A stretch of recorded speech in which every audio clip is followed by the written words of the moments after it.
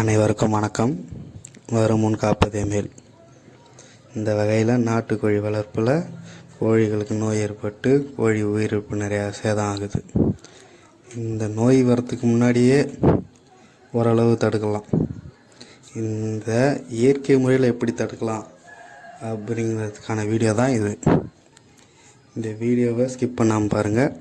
வீடியோக்குள்ளே போகிறதுக்கு முன்னாடி this video sponsored by genreview.com.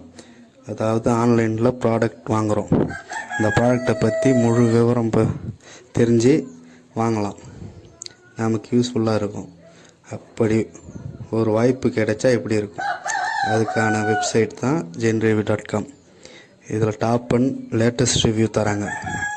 இது மூலமாக நாம் வாங்க போகிற ப்ராடக்டை பற்றி நல்லா தெரிஞ்சுக்கிட்டு வாங்கலாம். இது மூலமாக நாம் டாப் அண்ட் பெஸ்ட் ப்ராடக்ட் வாங்க முடியும். இந்த லிங்க் கீழே டிஸ்கிரிப்ஷனில் கொடுக்குறோம், நீங்களும் போய் பார்த்து வாங்கலாம். உழப்பலாம். கோழி வெயில் மழை காலம் மாற்றத்துக்கு ஏற்ற மாதிரி நோய் வரும். இதை தடுக்க முதல் டிப்ஸு, சிறிதளவு பன்றி நெய் எடுத்து அதை சுடுசாதத்தில் பிசைஞ்சு காலையில் போடலாம். இதன் மூலமாக கோழிகளுக்கு நோய் எதிர்ப்பு சக்தி அதிகமாகும்.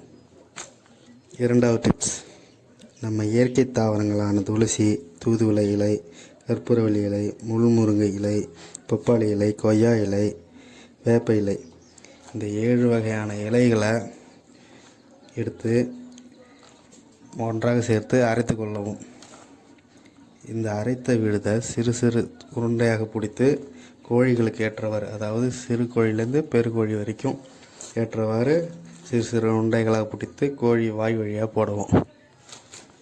இவை அனைத்தும் வாரம் ஒரு முறை போட்டால் போதுமானது. இந்த வீடியோ உங்களுக்கு யூஸ்ஃபுல்லாக இருக்கும்னு நினைக்கிறேன். நெக்ஸ்ட் வீடியோவில் கோழி வெள்ளை கழிச்சலும் இயற்கை முறையில் எப்படி தடுக்கலாம் அப்படிங்கிற வீடியோ போடுறேன். இந்த வீடியோ பிடிச்சிருந்தா லைக் பண்ணுங்கள், ஷேர் பண்ணுங்கள், கமெண்ட் பண்ணுங்கள் அண்ட் மறக்காமல் சப்ஸ்கிரைப் பண்ணுங்கள்.